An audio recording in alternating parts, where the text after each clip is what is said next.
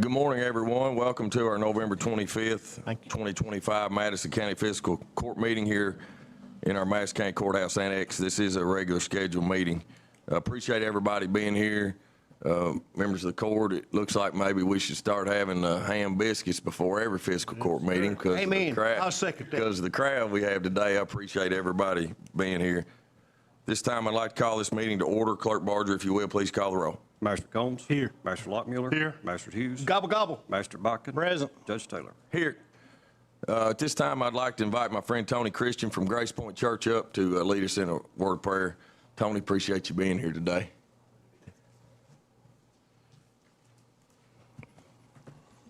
Let's pray. Father in heaven, we stand here in your presence, Lord, always in awe of you and your grace and your plan of salvation through your Son, Jesus Christ. Father, we always thank you for the blessings you bless us with, especially during this season, Lord, of Thanksgiving. Lord, I just pray that we all have grateful hearts for the blessings you've given us. We are thankful to live where we live in this wonderful county and this wonderful state. Father, I pray for our leaders today. I pray for this court. I pray for the decisions they're going to make. I pray for those who are here, Lord, representing. And, Lord, I just pray, God, that everything that's done today, the business that is done here today in this room, will be for your glory and our good. In Christ's name we pray. Amen. Amen. Amen. Amen. Sheriff, if you will, lead us in pledge. I pledge allegiance to the flag of the United States of America and to the republic for which it stands, one nation, under God, indivisible, with liberty and justice for all. Thank you. Please be seated. Thank you, Sheriff. Thank you, Tony. Members of the court, you all have had the chance to look over our previous meeting minutes. That was our November 12th regular scheduled fiscal court meeting. I need a motion and second to approve, please. So moved. Second. Have a motion and second. Any discussion? Hearing none, call the roll, please. Master Combs. Yes. Master Lockmuller. Yes. Master Hughes. Yes. Master Botkin. Yes. Judge Taylor. Yes. Next is our treasurer's report. Good morning, Sarah. Good morning. As of October 31st, 2025, our total fund balance was $55,459,735.52. Our general fund revenues were at 21%, expenditures 11.81%.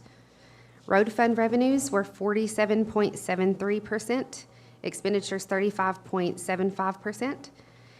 Jail fund revenues were 46.62%, expenditures 26.9%.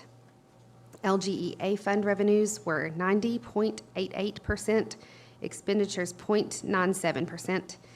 Our CSEP fund revenues 16.99%, expenditures 6.93%.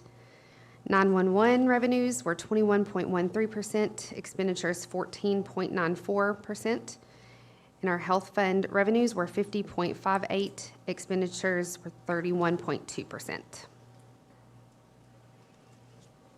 All right, thank you, Sarah. Members of the court, any questions? All right, hearing none. Thank you. Appreciate you, Sarah. First order of business today is we have a presentation by Elliot Stoddard. Elliot, if you want to come on up. Elliot's with our volunteer, our Red Lake Volunteer Fire Department. He wanted to come and give us an update. Elliot, you're the treasurer. Correct. Yes. Yep. Appreciate you being here, buddy. Floor is yours. Thank you very much. My numbers are not going to be as impressive as your treasurer's, but thank you very much. Good morning, Madison County Fiscal Court. My name is Elliot Stoddard, and I'm here representing the Red Lake Volunteer Fire Department, 501c3 charitable corporation. My role in the department is treasurer and a firefighter. Madison County granted $20,000 to Red Lake Volunteer Fire Department last fiscal year, and that's an ongoing grant year after year after year. And I'm here to thank you from the bottom of my heart for that. That allows us to operate. Last fiscal year, that was over 40% of our budget. We rely heavily on grants like yours to sustain our operations. The rest of the department income was from a state grant and fundraising that we do, the volunteers do, on their own time.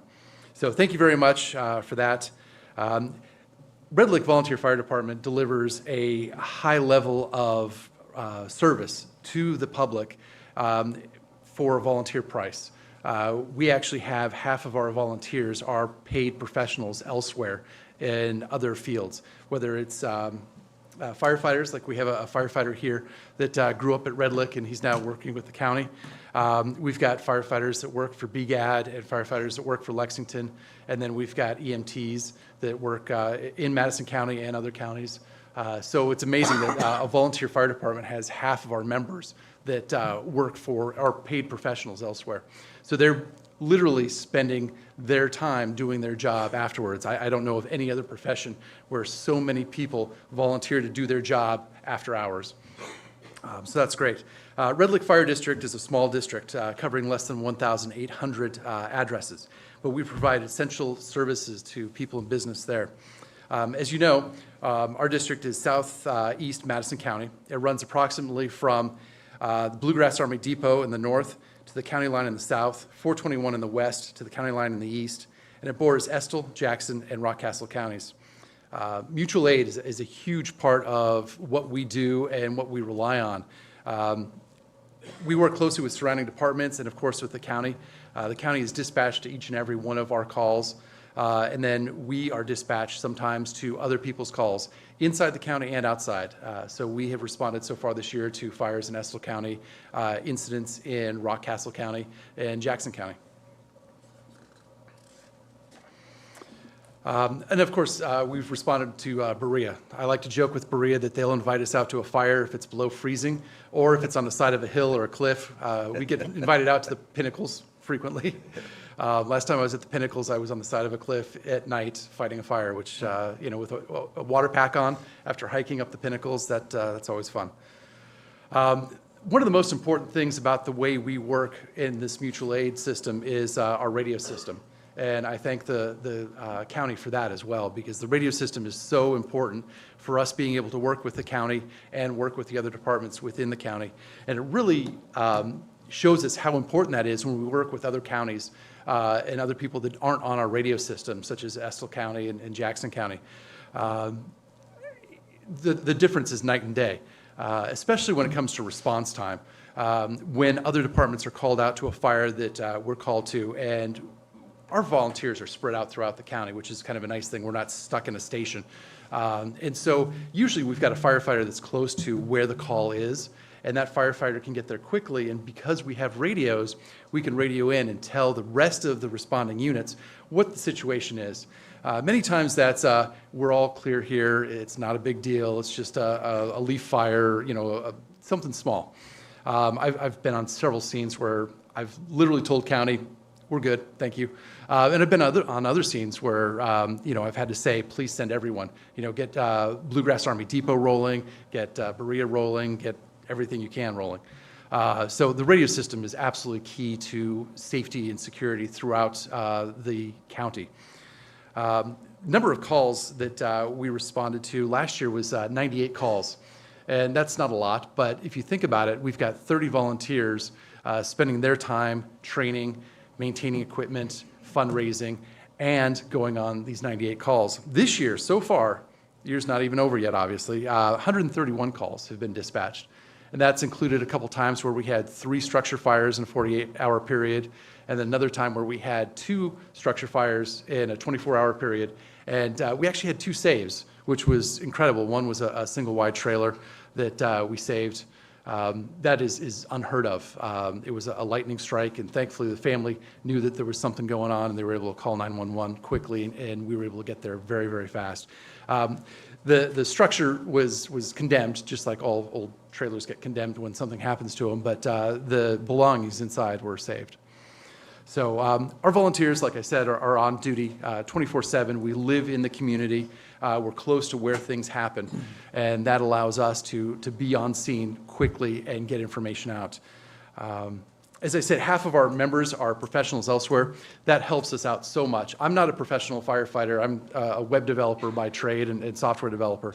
But the professionalism of our members allows us to have incredible training that opens our eyes to a world that we wouldn't otherwise be exposed to.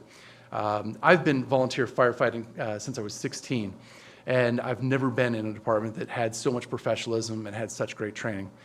So absolutely, Red Lick is an incredible department. I've never seen anything like it.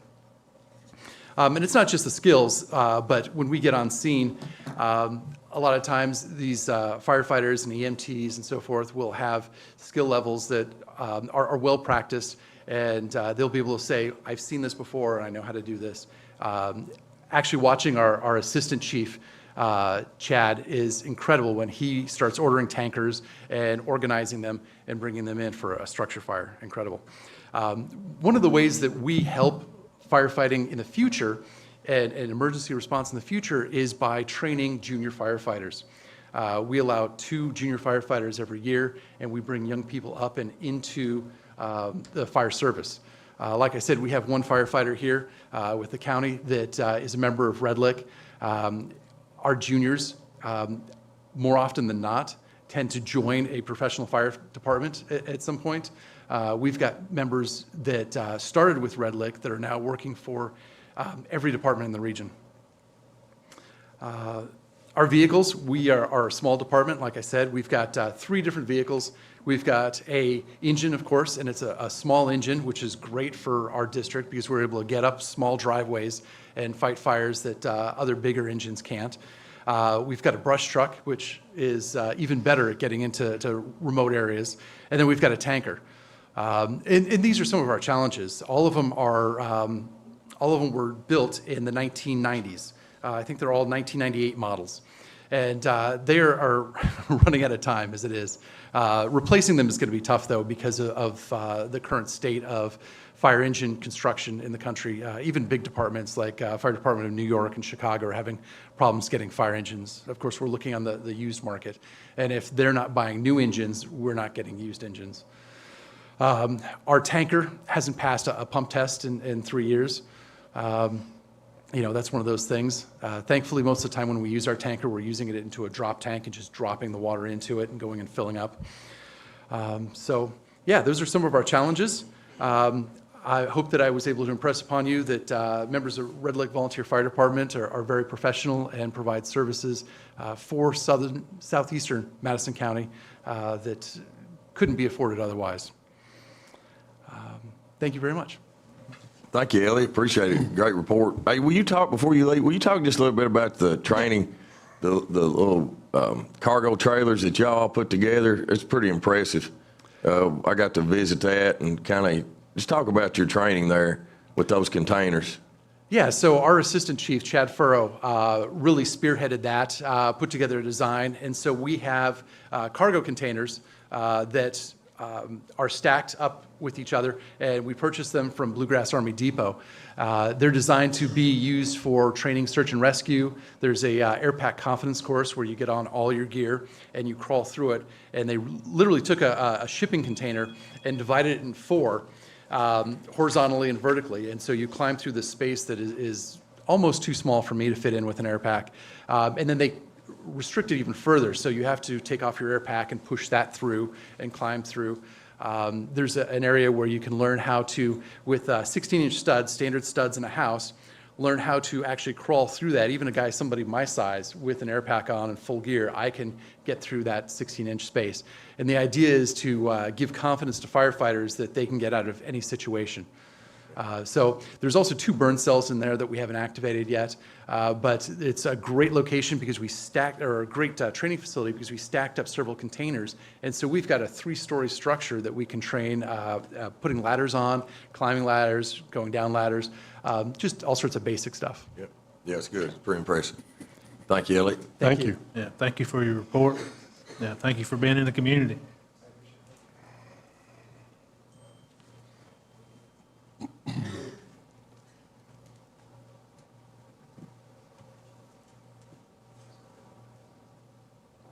All right, next is a pinning ceremony that we'll have for one of our new firefighters. Chief, looking good, buddy. Good to see you. Good morning. Good morning. As of about 18 months ago, we changed the way that we do our pinning and also how we train our new recruits. We go through the Kentucky Fire Academy now with all new recruits. So a year ago, recruit William Copper graduated the academy and came back. He'd finished his 13 weeks and he came back to be a fireman from Madison County, and he's been on shift for a year. So we want to recognize him today before the court. William, if you want to come up, I think his sister, Emery Foster, is going to pin him. Chief Asbury's going to come up also. I'll give a little basic timeline. if you want to, yeah, just right there in front, front and center. We hired William on August the 14th, 2024. The following week of August the 19th, 2024, Madison County Fire Department sent William to Greenville to the Kentucky Fire Academy for recruit class 005. For 13 weeks, William reported to the County Fire Station 1 around 8 a.m. in the morning, gathered his equipment, and headed to Greenville to learn the skills of becoming a firefighter throughout the week. On November the 15th, 2024, William graduated the Kentucky Fire Academy with the completion of his Kentucky Firefighter 1 and Kentucky Firefighter 2, which consist of 300 hours of training along with his IFSAC Firefighter 1, Firefighter 2, Hazmat Awareness, Hazmat Operations, and Driver Operator. William started shift work for Madison County Fire Department on November the 20th, 2024. Then in April of 2025, William acquired his Hazmat Tech certification. Then in July of 2025, William went back to the Fire Academy for a 4-week advanced EMT course and obtained his EMT certification. So he's not stopped since he's come on board. Yeah, congratulations. And we're glad to have him. Yeah.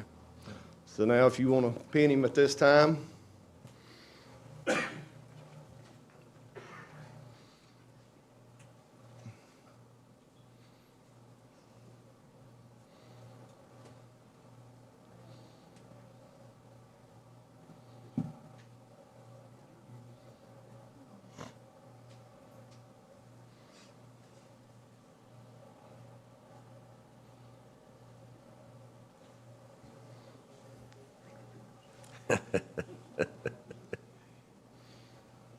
He's not pinned unless you stick him once or twice.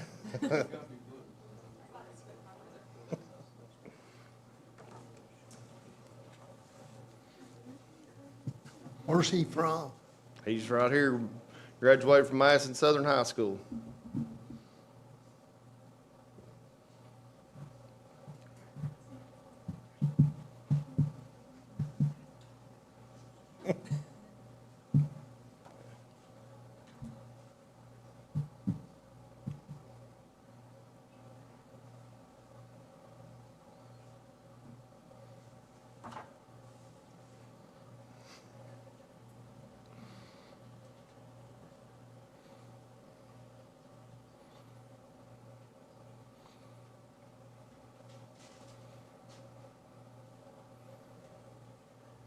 Buddy.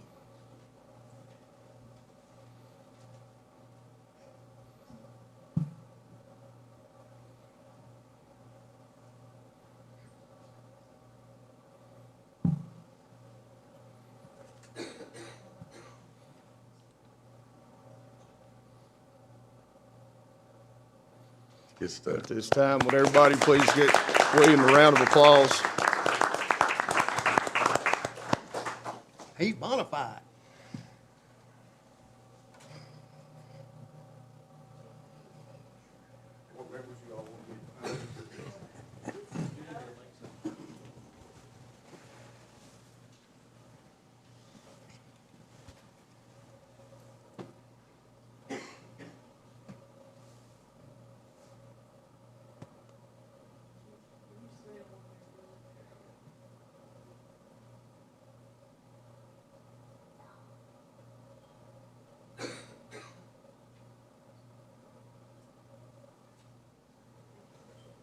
Congratulations, William. Congratulations. Appreciate you, buddy. Appreciate you much. Thanks for all you do. Thank you all. Appreciate you, Chief.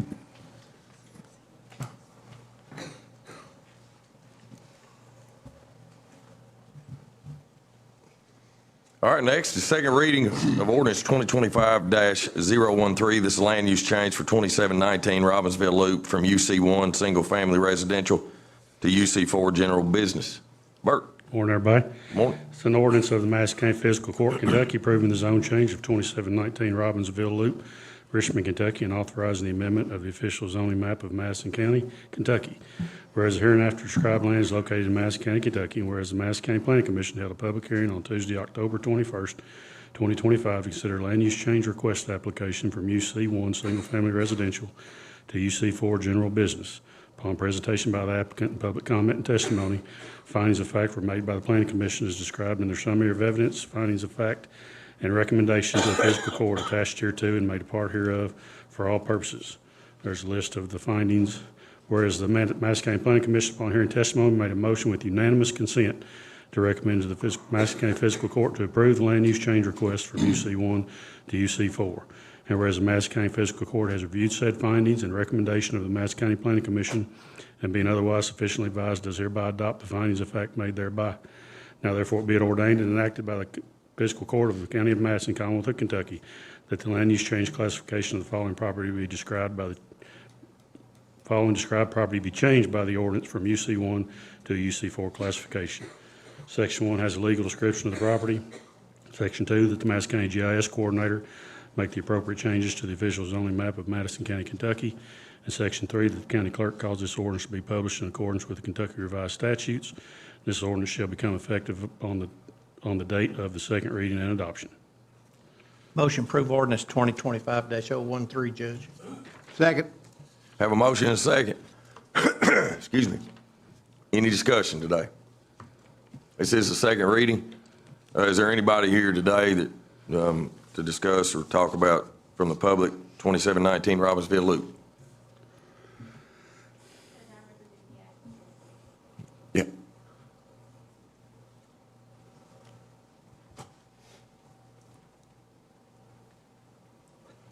And if okay with the court, I have some before and after photos just to show what a good job the applicant has done in cleaning up the property. And we unfortunately only have one set, so I wanted to start. Yeah, it's okay. Start those early. Sure. And I know that there is a second reading for 119 Greens Crossing that is coming right after. My presentation has to do with both of them. They're intertwined. They both adjoin existing property that the applicant already owns and operates as a business, and they are both also being requested to be changed to UC4. So if it's okay with the court, I will just give one presentation and then we can do the next reading. But if you need additional comments from me, certainly I'm glad to do that. Okay. So the property is currently both zoned UC1, and this is a request to change to UC4. Both tracts adjoin existing commercial UC4 property. The location of the property is very important for this zone change. The property is located in the urban corridor where the comprehensive plan indicates that new growth is supposed to be focused. It is on 52. It touches the property again that is already UC4.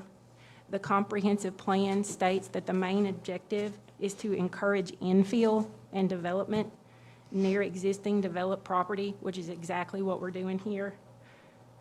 The comprehensive plan also focuses on Kentucky 52 east of the city of Richmond near the depot towards Waco, which is where we're talking about that the county expects to see growth in this area. The county is planning for mixed use growth, and so there is some residential in this area, but the comprehensive plan already anticipated that. This is the utilities are in place, the infrastructure is in place. And as you can see, as the pictures make their way around, you can see that the applicant has done a good job of cleaning up the property, making it look better. It is zoned single-family residential, but being zoned that, it was in pretty bad shape. And now with this anticipated zone change, you can see he's done a really good job of cleaning it up. Thank you. Thank you. Appreciate it, Valerie. Anyone else? All right. Hearing none, we have a motion and a second. Any further discussion? We have a motion and a second to approve 27, ordinance 2025-013. Call the roll. Master Botkin? Yes. Master Combs? Yes. Master Lockmiller? Yes. Master Hughes? Yes. Judge Taylor? Yes. Put your pictures back. Next is second reading of ordinance 2025-014. This is a land use change 119 Greens Crossing from UC1 single family to UC1 single family residential to UC4 general business. An ordinance of the Madison County Fiscal Court, Kentucky, approving the zone change of 119 Greens Crossing Road, Richmond, Kentucky, and authorizing the amendment of the official zoning map of Madison County, Kentucky. Whereas the hereinafter described land is located in Madison County, Kentucky, and whereas the Madison County Planning Commission held a public hearing on Tuesday, October 21st, 2025, to consider a land use change request application from UC1, single-family residential, to UC4, general business. Upon presentation by the applicant and public comment and testimony, findings of fact were made by the Planning Commission as described in their summary of evidence, findings of fact, and recommendation to the fiscal court attached hereto and made a part hereof for all purposes as follows. And again, there's a list of the findings. Whereas the Madison County Planning Commission, upon hearing testimony, made a motion with unanimous consent to recommend to the Madison County Fiscal Court to approve the land use change request from UC1 to UC4. And whereas the Madison County Fiscal Court has reviewed said findings and recommendation of the Madison County Planning Commission and being otherwise sufficiently advised, and does hereby adopt the findings of fact made thereby. Now therefore be it ordained and enacted by the Fiscal Court of the County of Madison, Commonwealth of Kentucky, that the land use change classification of the following described property be changed by this ordinance from UC1 to UC4 classification. Section 1 contains the legal description for the property. Section 2, that the Madison County GIS coordinator make the appropriate changes to the official zoning map of Madison County, Kentucky. Section 2, that the county clerk cause this ordinance to be published in accordance with Kentucky revised statutes. This ordinance shall become effective on the date of second reading and adoption. Thank you, Bert. Members of the court, you've heard ordinance 2025-014. What's the pleasure of the court, please? So move. Second. Have a motion and a second to approve ordinance 2025-014. Any discussion, any questions? Bert, you're reading pretty fast these days. You must be taking lessons. If I go too much, I get to coughing. I don't know, I can't kick this cough, but figured y'all heard it before, so I was zipping right through it. Bert, I think we talked about this at the first reading too, but the plan for these is to be a consolidated track. So It'll all be one. it'll all be one. continuous- You're basically Yeah. going from 3 tracks or whatever it is to 1 track, right? Yeah, and we talked about that tract out front. I believe the applicant's got a contract to purchase that one smaller tract that's up front that used to be a parking lot too. So it'll all flow Be one. together there, yeah. It's good. You ever, you see that much flat land up in Pike County, what you got right there? Okay. right. All right, any other questions? Anything? Anybody here to speak on behalf of the ordinance 2025-014, which is a zone change on 119 Greens Crossing Road? All right, seeing and hearing none, and no further discussion, call the roll. Master Combs? Yes. Master Lockmiller? Yes. Master Hughes? Yes. Master Buckin? Yes. Judge Taylor? Yes. Thank you. Thank you, Bert, appreciate it. Next is resolution, excuse me, resolution 2025-113. This is a petition for grave removal and reinterment on Hockaday Cemetery. Preston?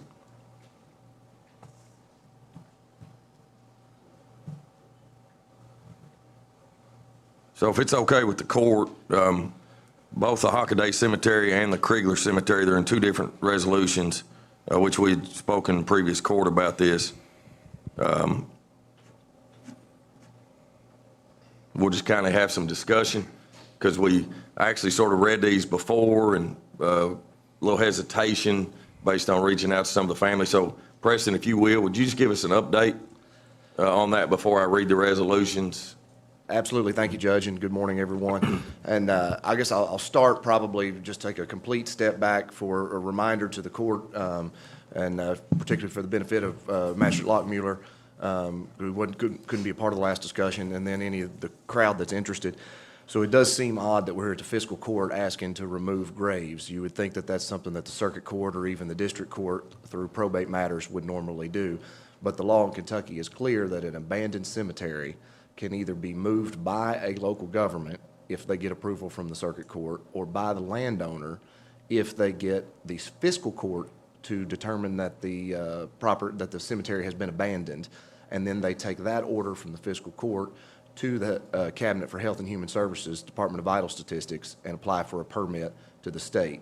But in order to do that, you either have to have known family members that are willing to sign an affidavit that those are in fact their relatives and that they approve, or you have to have the fiscal court to deem the property abandoned. And so that's where we are. If you'll remember, the John Reed Cemetery that you all did approve at the last court meeting, or 2 court meetings ago, was similar in that of the 6 graves, only 2 were identifiable and the other 4 not identified, and were all 6 abandoned.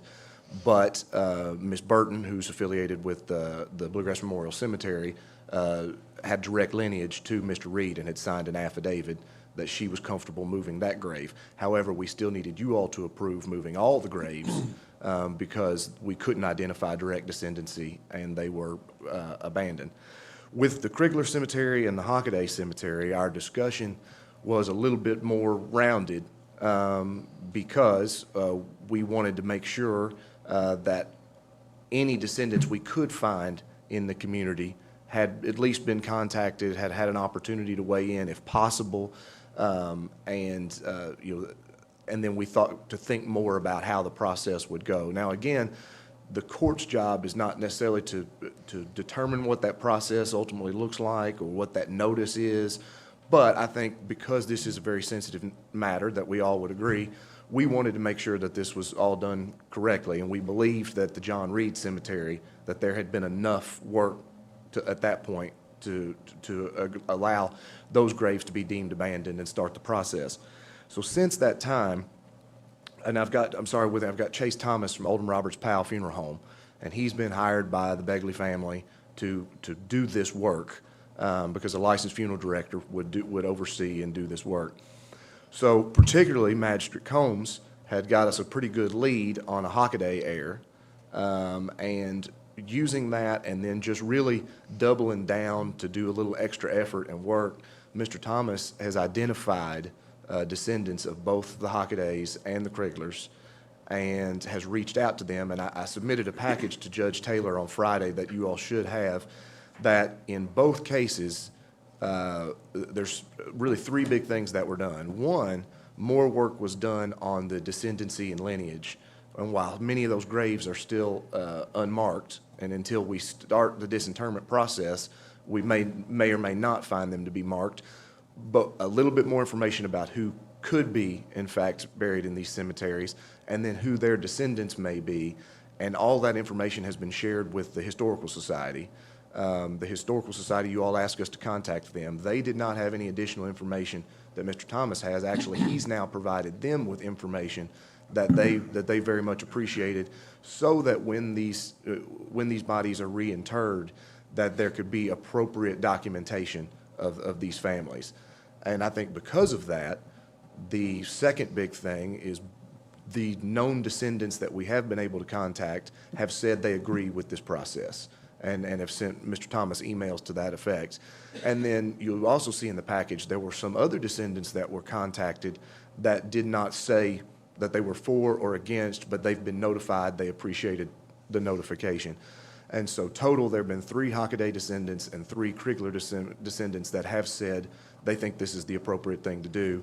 And as of last night, before I could, didn't have this to submit to you, another Hockaday descendant through their husband contacted Mr. Thomas and said, my wife thinks that this is an okay thing to do.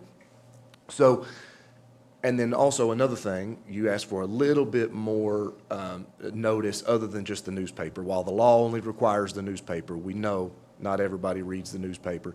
So Mr. Thomas put out 2 funeral directors in the area and on Oldham Roberts Powell's Facebook pages notices, we are looking for descendants of these families.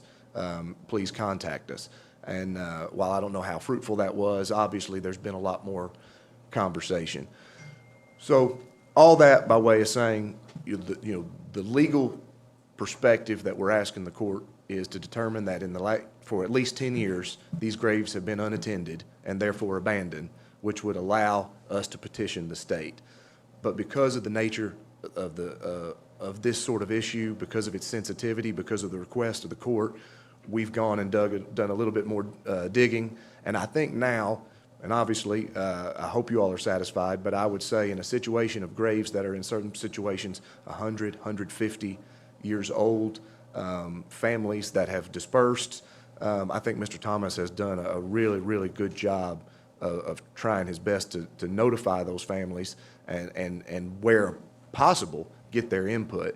And then I think finally, there was a lot of discussion about the reinterment process. The capacity of the reinterment cemetery, which I think Mr. Thomas has said the funeral home's prepared to help that foundation with their work. And then also you'll see in the discussions with the Historical Society of having clergy there for the reinterment process and inviting any descendants that would like to be there to be a part of it.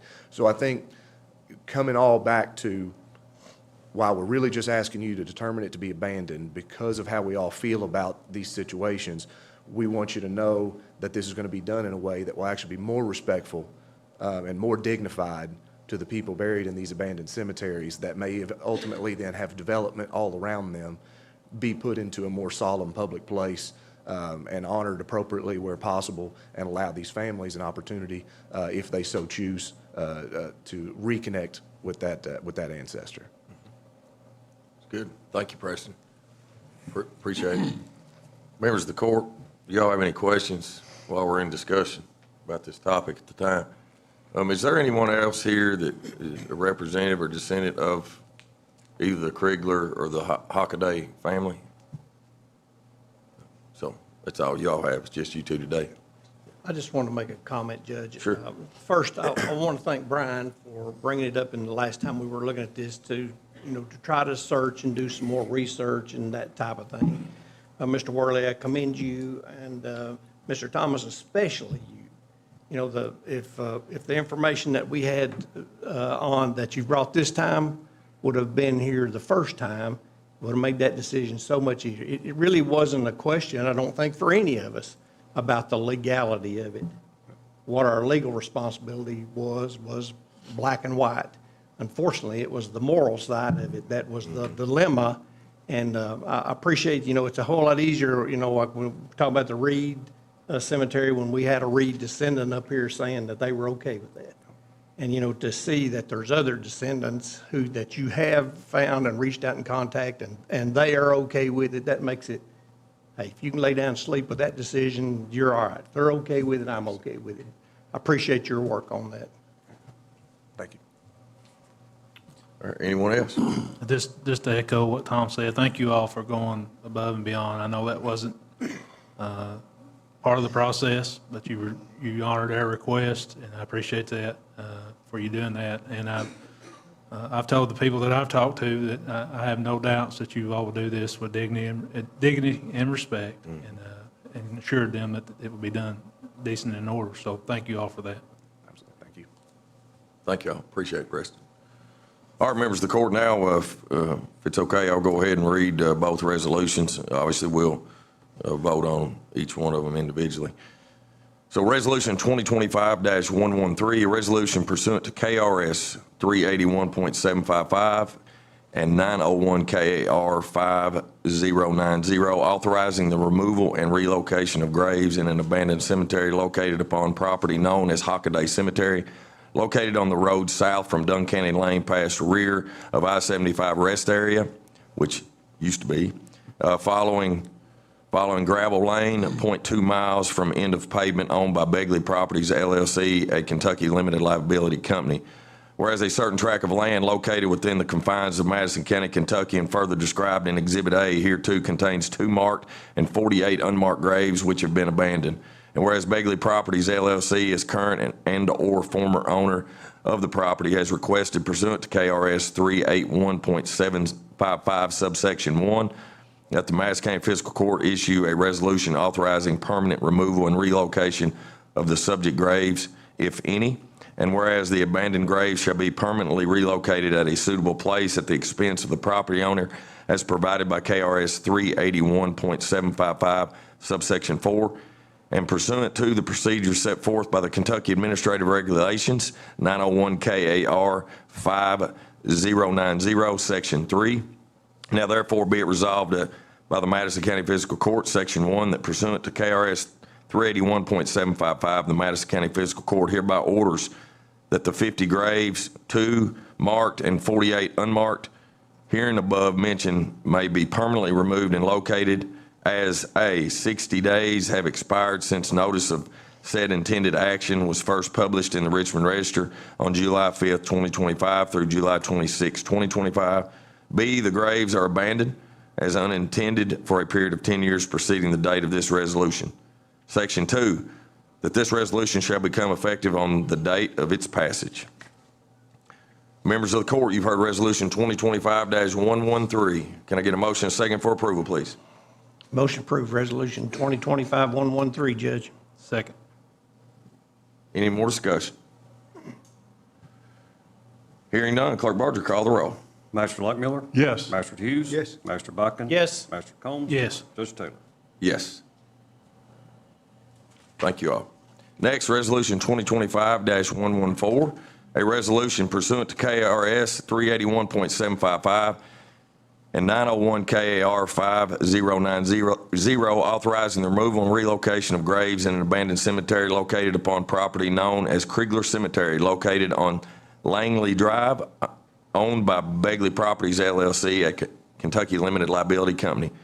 Whereas a certain tract of land located within the confines of Madison County, Kentucky, and further described in Exhibit A, hereto contains 1 marked and 9 unmarked graves which have been abandoned. And whereas Begley Properties LLC, as current and/or former owner of the property, has requested pursuant to KRS 381.755 subsection 1 that the Madison County Fiscal Court issue a resolution authorizing permanent removal and relocation of the subject graves, if any. And whereas the abandoned graves shall be permanently relocated at a suitable place at the expense of the property owner, as provided by KRS 381.755 subsection 4, and pursuant to the procedures set forth by the Kentucky Administrative Regulations 901 KAR 5090, section 3. Now therefore be it resolved by the Madison County Fiscal Court, section 1, that pursuant to KRS 381.755, the Madison County Fiscal Court hereby orders that the 10 graves, 1 marked, 9 unmarked, herein above mentioned may be permanently removed and located as: A, 60 days have expired since notice of the said intended action was first published in the Richmond Register on July 5th, 2025 through July 26th, 2025. B, the graves are abandoned as unattended for a period of 10 years preceding the date of the resolution. Section 1, that this resolution shall become effective on the date of its passage. Members of the court, I need a motion and a second to approve Resolution 2025-115. So move. Second. Have a motion and a second. Any further discussion? All right, hearing none. Call the roll, please. Master Hughes? Yes. Master Bucking? Yes. Master Combs? Yes. Master Luckmiller? Yes. Judge Taylor? Yes. Again, thank you, man. Judge, if I could just say that, thank you all very much. This was a great example of a local legislative body working with property owners to try to resolve an issue that was none of us were used to. It's unusual. You don't see it very often. And I think this was a great example of how to do that in such a way that satisfies the public interest, your all's conscience, and the needs of a private property owner. So thank you all very much for that, and have a happy Thanksgiving. You too. Thank you all. Thank you. Keep us for your time. updated. Appreciate it. Yeah. Next, Resolution 2025-115. This is a EMA CSAP outdoor warning signs removal and transportation to designated storage site. Bid awards. Chief. Resolution 2025-115. A resolution of the Madison County Fiscal Court approving a bid award for EMA CSAP outdoor warning sign removal and transportation to a designated storage site. Whereas Madison County Emergency Management Agency, EMA, is in coordination with the Chemical Stockpile Emergency Preparedness Program, CSEP, has requested proposal from qualified contractors for the removal and transportation to a designated storage site of existing redundant outdoor warning signs located throughout Madison County, Kentucky. And whereas the purpose of the bid was to obtain competitive pricing for the removal, safe handling, transport, and storage of sirens to ensure they remain in good working condition for potential future use or reinstallation. And whereas one bid was received, opened and reviewed, and whereas Madison County EMA CSEP wishes to award the bid to West Shore Services Incorporated not to exceed the CSEP budgeted amount if a selected number of sirens are determined to be removed. Now therefore it be resolved that the fiscal court does hereby approve this resolution, authorize the judge executive and/or his designee to negotiate and execute contracts on behalf of the county. Thank you, Chief. Members of the court, you've heard Resolution 2025-115. What's the pleasure of the court? Make a motion. Second. I have a motion, a second to approve. Any discussion? Thank you for the information I needed yesterday, Chief. I appreciate that. I do have one question. Where are we storing this stuff at? Probably, I would think, either at our Mercy Storage Building that's out by the airport, or at the EOC, you know, the back, you know, the big back bay around back. So, Chief, I don't know if you know exactly yet. The poles we may get with Scott and put on the road south course, yeah. lot, but all the electrical components will be stored inside either at EOC or the airport storage building. Anyone else? Any other questions, comments, concerns? All right, hearing none, Clerk Barger, call the roll. Master Bucking? Yes. Master Combs? Yes. Master Luckmuller? Yes. Master Hughes? Yes. Judge Taylor? Yes, thank you all. Thanks, Chief. Let's see, next, Resolution 2025-116, Madison County Joint Information Center deed transfer. Jill? This is a resolution of the Madison County Fiscal Court approving, this is relating to the deed transfer of the Madison County Joint Information Center from Madison County EMS to Madison County Fiscal Court. Whereas certain infrastructure was purchased using federal funds as part of the Chemical Stockpile Emergency Preparedness Program for the public safety of the citizens of Madison County. And whereas CSEP is nearing its end. And whereas it is the intent of CSEP for the above referenced infrastructure to remain in Madison County to the benefit of all citizens of Madison County upon assurances from the county that said infrastructure will continue to be used for public safety purposes. And whereas the county desires to retain the infrastructure and the public safety for the citizens of Madison County. Whereas CSEP requires that such decommissioned infrastructure, including the Joint Information Center, be held by the county. And whereas the land upon which the JIC is located is currently held by Madison County EMS. And whereas Madison County EMS asserts that Madison County and Madison County EMS have agreed that the Madison County EMS will obtain a survey of the parcel of land approximately .93 acres upon which the JIC sits, and then will execute the deed transferring the property from Madison County EMS to Madison County Fiscal Court, which shall include an easement in favor of Madison County for access to the property to ensure compliance with the requirements of the CSEP decommissioning process.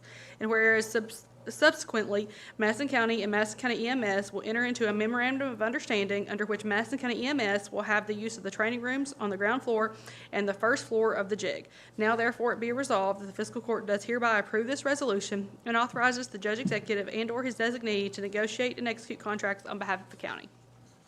Thank you, Jill. Members of the court, you've heard Resolution 2025-116. Can I get a motion and a second for approval, please? So moved. Second. Have a motion and a second. Any discussion? All right, hearing none, call the roll, please. Master Combs? Yes. Master Luckmuller? Yes. Master Hughes? Yes. Master Bucking? Yes. Judge Taylor? Yes, thank you all.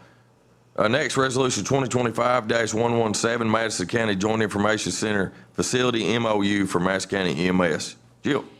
Yes, and this is the follow-up to the MOU associated with the previous resolution as well. Whereas the county and EMS wish to formalize an arrangement regarding the covenants of the Joint Information Center, the JIC facility located at 558 South Keeneland Drive in Richmond, Kentucky, to the county and leased from the county to EMS of the premises. And whereas based on the consideration of EMS conveying said property to the county for the purpose of complying in CSEP with retaining improvements upon said property, the county hereby agrees to grant EMS the exclusive right to use and control of the said building with the exception of the space currently used by the Madison County Coroner. And whereas the entirety of the property shall continue to be used for public safety purposes. And whereas both parties agree to the terms and conditions set forth in the attached MOU.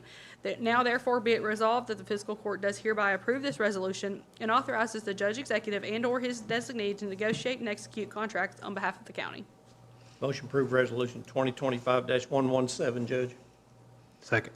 Have a motion and a second. Thank you both. To approve Resolution 2025-117. Any discussion? Hearing none. Call the roll, please. Master Luckmuller? Yes. Master Hughes? Yes. Master Bucking? Yes. Master Combs? Yes. Judge Taylor? Yes. Thank you all. Yeah, thank you. Appreciate what you do. Yeah, appreciate the partnership. Yep.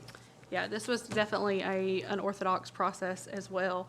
So we appreciate the patience in working through this with the CSEP program, and none of which were here when some of these things were established. So thanks, Tanya and Andrew, for your patience.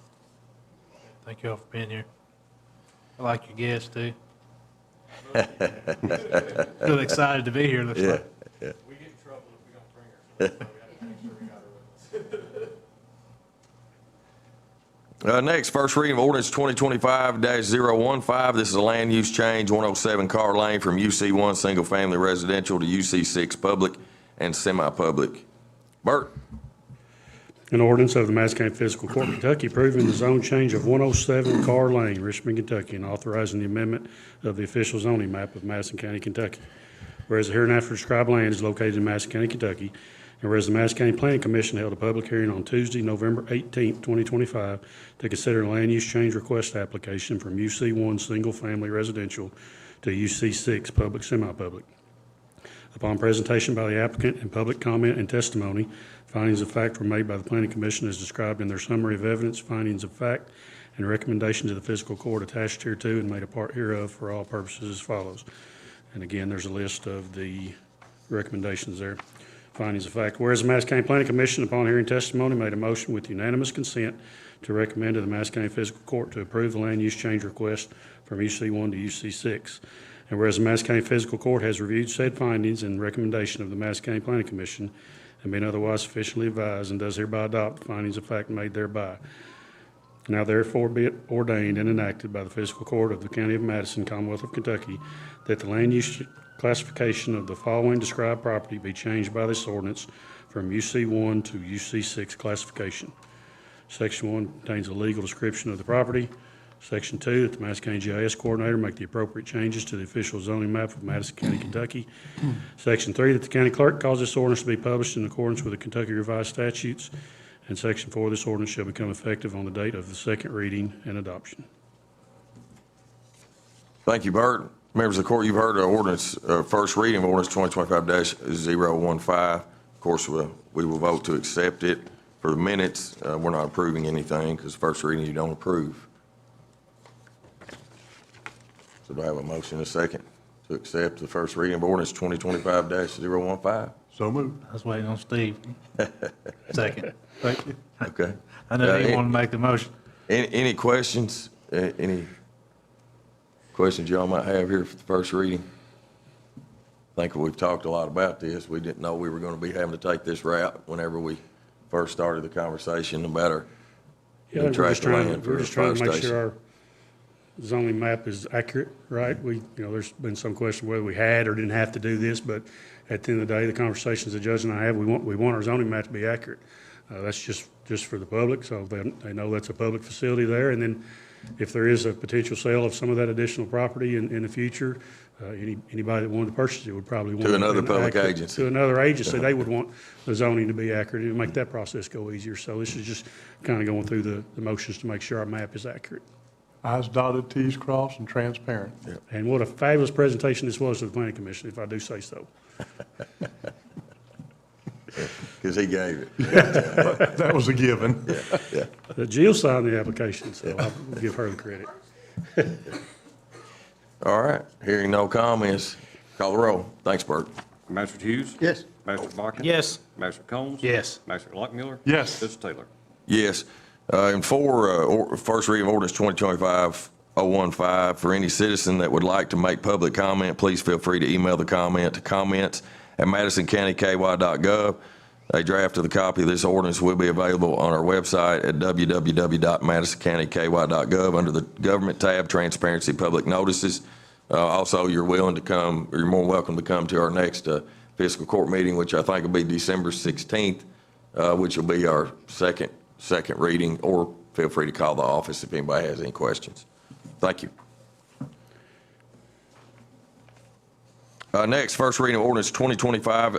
This is a land use change for 2020, 2026, and I'm going to start over.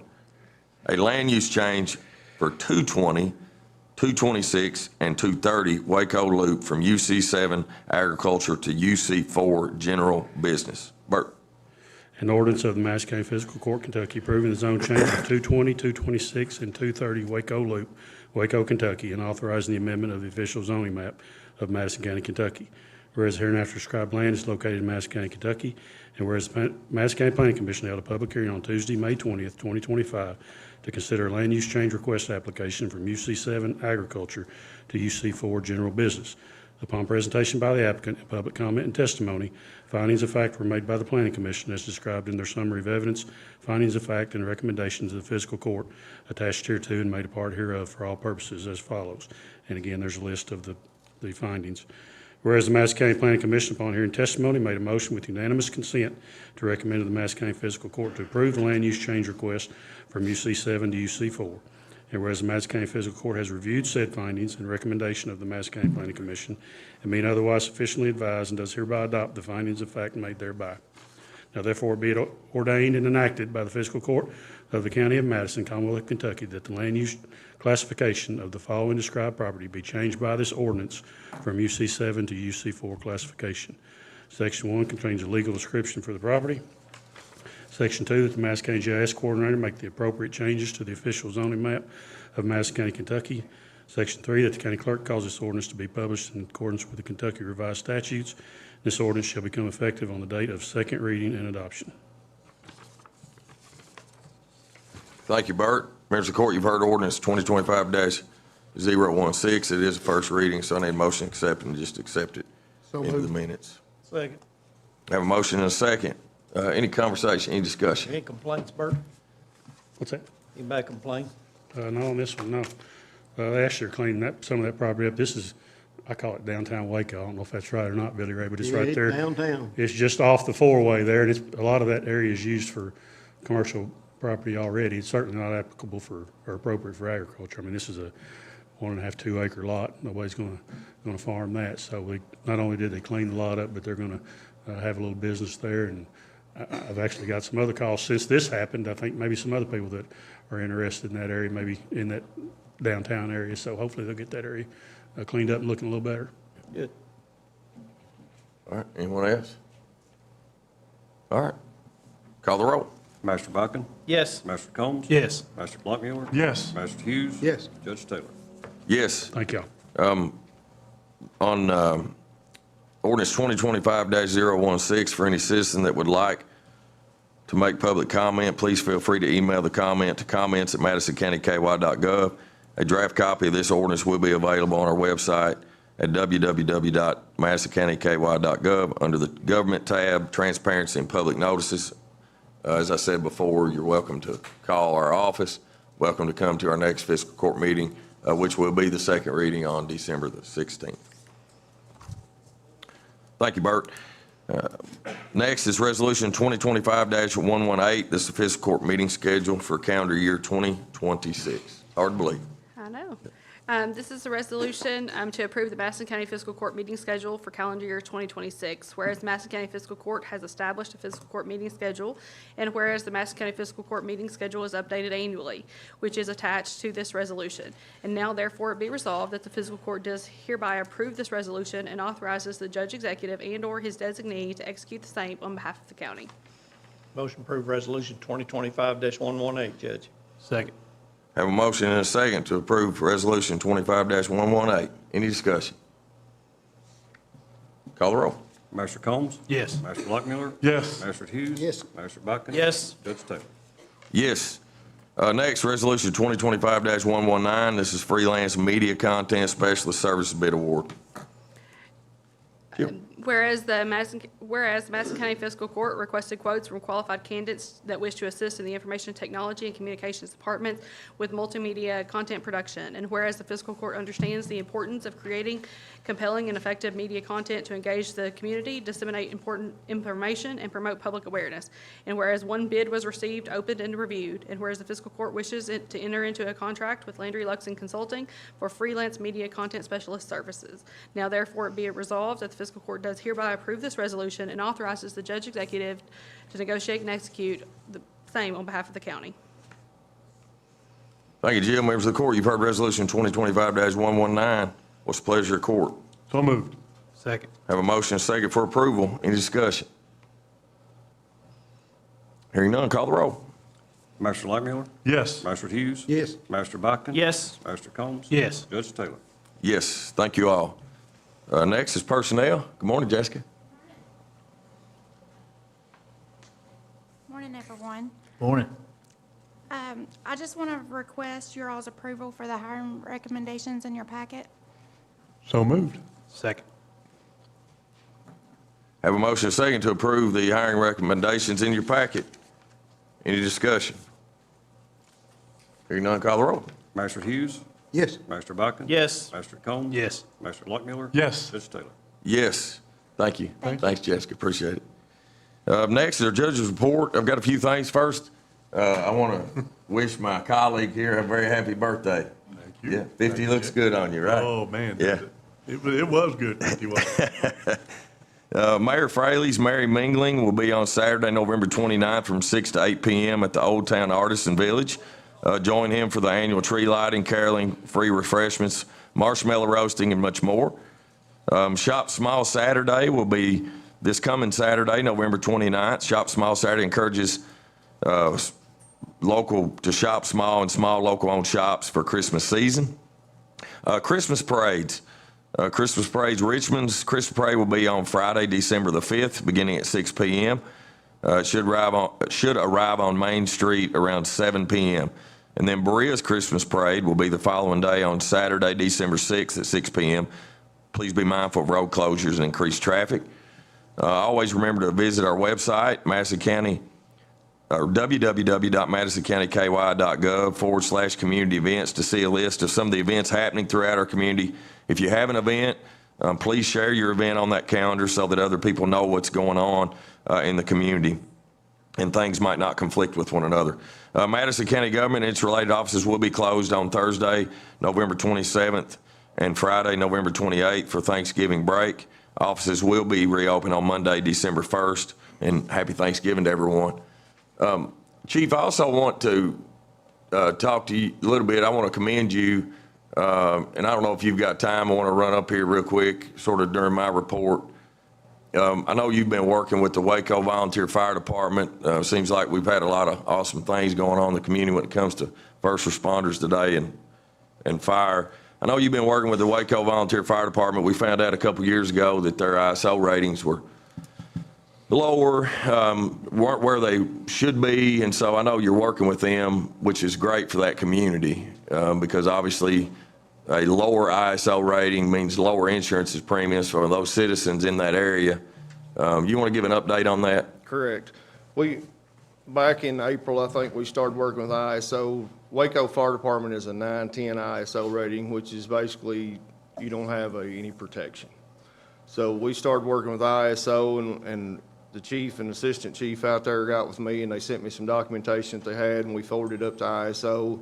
And we found out last week that now they can qualify to maybe that there's hydrants and subdivisions within 5 miles of their department now that has adequate water flow, that now we can bring ISO in and we can do a field survey, and it could possibly lower down to maybe they'll be a class 4, 5, or 6, depending on what equipment they have and what the water pressures are. And we'll also do a tanker shuttle that'll help that also. Yep. So anybody that would be within 5 miles of that station, instead of being a 910, you could go, depending on what ISO rates them at. And I'm guessing like with Union City, they'll probably be a 5 or 6. So then that'll lower insurance premiums across the board for Is everybody. Union City, are most of those still ISO 910 even in Union City? No, Union City, anybody within 5 miles of Union City is a class 5 ISO rating. What about the Red Lick area? What y'all, you know what your ISO rating They're a is? 5 also. Mm-hmm. Yeah, basically what we learned is it's all about paperwork, and Correct. and we realized that the paperwork from Waco wasn't in at that time, but everybody else is. Kirksville, we're working with Kirksville also, and with Kirksville Water to try to get theirs hopefully within the next year also. Yeah, That's a significant deal right yeah, there. it's exciting. Yes, it Yeah, is. I'm glad. I appreciate you taking the leadership, working with them, Chief. Well, you're Yeah, welcome. pushing that. That's good. Thank you all. Yeah. All right, that's the end of my report. Comments from magistrates. Billy Ray. Yeah, Chief, while you was at it, come on back up. You know, this firefighting, it's a big deal. We got Red Lick here with us, and I just think so much of our volunteer firefighters. I mean, they're just highly underappreciated, but all of our firefighters. And I know you gave us a report a few months ago, and we had 2,300 calls last year. That's just for Madison County Fire Department. Correct. Doesn't include the volunteer. But, and it broke down by category, which is really interesting. It seemed to me, is there possible, and I'm probably the wrong person, IT people, if we had a scatter diagram on the Madison County map of where these calls originated, them 2,300? Where most of them is controlled burns. Some of them are, but yeah, we could probably get with Chris and get with 911 and take that data and put it. I mean, a lot of accidents, we respond to a lot of accidents, and where are they on the where are the calls being made to? That's just, vital information as we decide, what we're going to do with emergency response moving forward. Correct. And the more data we have, so that's all my request for you is. Is that like a heat map, Billy Ray? Like Maybe a heat map. Yeah. Yeah, and it could, the thing could take on a life of its own, but you got your Madison County Fire Department, then you got all these volunteer fire departments too, and of course, we know Waco, they assist one another, so it's. Yeah, it's like Elliot was talking about that, we have mutual aids, automatic aids with all of our. I wanted to answer your question for Red Lick. We actually have an automatic system that I wrote on our website. The website for Red Lick Volunteer Fire Department is rlvfd, our initials, .com. And there's a menu item called calls. If you click on that, you can see a map where all our different calls are. You can hover over each of the little dots and see what the call was, when it was. We try not to put too much information out there because we don't want to, have issues with HIPAA or other regulations. Yeah. But I think we put enough information out there that's well balanced. And that's linked into our dispatch center or dispatch system. So as soon as we're dispatched a call, that dot gets put on the map. That's good. Yeah, that's good, thank you.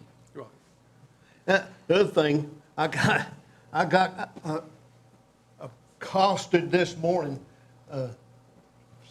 you're all over TV with your CSIP ads, and they say, who's paying for those? And I don't know really, you explained this once, and what's the message there? And, the taxpayer said, we paying for that? What's the deal? Magistrate Hughes, as we talked about previously, every dollar that's being spent through the CSEP program is only designated for what it is designated for. So those are all CSEP dollars.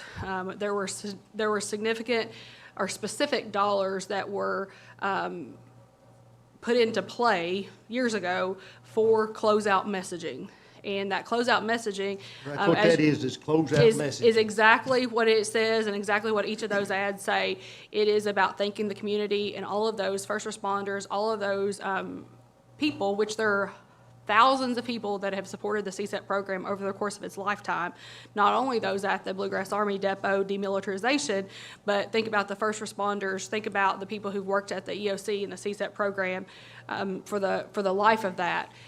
So it's to thank those, but also to remind people, as Judge Taylor says in those messages, to sign up for emergency warnings and alerts, because that looks important, but it doesn't look like it's accentuated enough. It is important, and actually, we've got great data back on those messages and what that looks like as far as the response to that. And so our signups for Smart 911 and those Rave alert systems have almost more than tripled since those messages have gone out. That little QR code, So it's that not on little that QR commercial. code, it packs a big punch. It's not on there very long. It needs to be on there longer, because by the time I get my phone, it's gone. Well, there's a lot of people getting to it, so, but it's important to sign up for those alerts. And so for those of you that are on the fiscal court, obviously you all have heard this presentation many times over many years about the importance of signing up for those alerts. But we try to reinforce that in the community, as we have that preparedness is important, and we've built this whole community on preparedness and being prepared for those emergencies. And now that the CSEP program is ending, that still continues. And so having additional ways of being alerted in an emergency, it may no longer be a chemical disaster, it could be a natural disaster, but it could be a chemical disaster at some other manufacturing plant or something else in our community, a spill on the interstate, where we need to alert people in certain areas that, hey, there's a disaster in your area. And so being able to sign up for those alerts, no matter what the disaster is important. And so it's a two-way message of, hey, thank you for the CSEP program for providing all of this infrastructure. But to reinforce the point, 100% of those ads, of those mailers, of the social media, everything has been paid for by the federal CSEP program. Not $1 has come from Madison County. And it was all part of the closeout plan. And it was all part of the closeout program that was kind of predetermined as from a FEMA guideline standpoint, because we cannot use those dollars on anything else. And in time, They made you do it, didn't they? in time, I think it's important, too, to encourage our citizens about Smart 911. Yeah. Because that, in time, could potentially allow us to remove some of the other infrastructure in time that is warning people. If nobody really goes anywhere without their cell phone. And so that's where I want to get my notice, is my cell phone. It's the first thing that you'll forget if it's not on you. Where's my phone? And so part of this whole, and I think it's got to go a little bit beyond CCEP, of encouraging and letting people know the importance of Smart 911 and being activated in an emergency through your phone. And just a little snapshot, obviously, round 2 of this campaign that has been put out through FEMA, KYEM, and the CSEP program. We don't have results from the phase 2, but phase 1 of it, and it's meant, any good advertising is meant to be kind of a ripple effect, right? So you kind of put stuff out and you get some messaging, and you let the waves kind of go, and then you come back for round 2 when you kind of go again. It's a little bit more powerful that way. And so round 1 of that, our results and engagement was phenomenal. So much so that when we kind of reviewed this in the dashboard, that they asked our permission to use it as a case study, because it was so effective in getting people to sign up for alerts, getting people to increase our audience, and the engagement for it was so effective that they want to use it at other places around the country because of how well it was received in our community based on the engagement. So we had about 57,000 people that have responded and were engaged in some way. It's 7,000. Mm-hmm. That's over half of us. Now, if you did it 6 times because you couldn't get it to work, I'm sorry, but that does count you as 6 times, so. But anybody that needs help with that or Yeah. has questions, I mean, they can call our office. We'll be glad to help them. Yeah, and we do that all the time. Our folks at the fire departments, at 911, they all do it all the time. You'll notice that some of the things, this one obviously included all of our first responder chiefs at the time. This was the first postcard, and some of those things mirror. And then the second postcard, which, that you all would have received, it has some just program legacy things throughout the program, and then the ads reflect that as well. So obviously it's paying homage to all of the thousands of people that have really supported this program over the course of time. I really like that second one that was sent out. Yeah, this was my favorite, and we tried to, this is what was, but I know that Magistrate Boskin likes it because he can peek himself there in the corner a little bit at an exercise several years ago. Mayor Fraley actually pointed that out as well, and he said, "Can you just keep using that picture over and over again? Because I like how I look there." So, but there's some other folks in here that are part of this as well, and I always have to point out, I love seeing Sam Manley. He was always at the EOC in every one of those exercises for years, and so I love seeing him as part of that legacy as well. God rest his soul.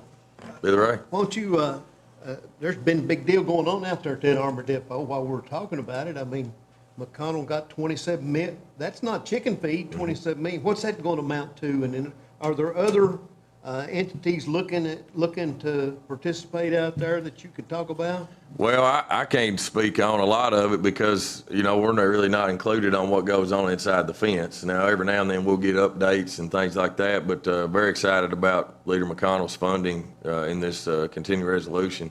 Of course, part of that, building those storage containers that will be staged with setting up in any kind of war or any kind of military event, that 27 million came out, or the study that was done that we participated in, that OLDCC study, one of those findings was this storage container plan. A lot of those cargo containers, Jill, and you might have a little bit more detail, but they get bought in China.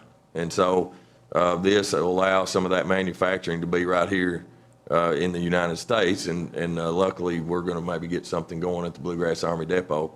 I think it's a little bit early. I think this 27 million is going more towards due diligence and design So, But that's 27 million that we don't have to invest, but we're No. going to get the benefit from it. So it's a pretty good deal. you know, I've not heard an update. Jill, have you heard anything on how many, maybe the potential number of jobs? And Yeah, so the early study, when you looked back at the feasibility study that Congressman Barr actually commissioned about 3 years ago, if you all remember, it came up with 5 clear possibilities for use of the demilitarizations to support the current mission. And this storage, this manufacturing of these storage containers was one of those.